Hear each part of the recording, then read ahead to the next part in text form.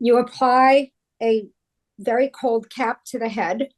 That cap constricts the blood vessels that lead to the hair follicles.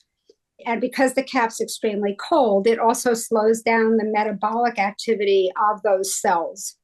Chemotherapy is administered through the circulatory system.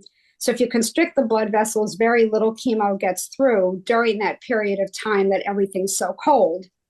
And furthermore, even that chemo that does get through tends to get processed very slowly because the cells are pretty sleepy because it's so cold.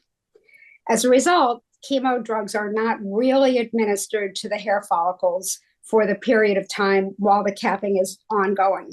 So if you have those caps on for 4 or 5 hours after the infusion is finished, by the time you take those caps off and everything starts to warm up again, the drugs are considerably weaker than they were at the moment of being administered.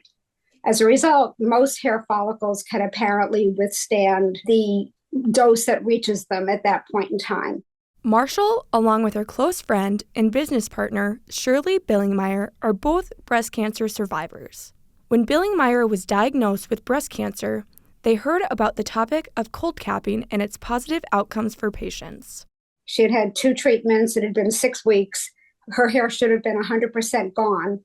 And that morning at 8 o'clock when the clinic opened and we walked in, the whole staff was lined up like a receiving line. And when Shirley walked in with a full head of hair, there were people crying because they truly thought we were crazy, justifiably so. They were like, if this treatment worked, we'd know about it. The doctors would know about it. People would be using it.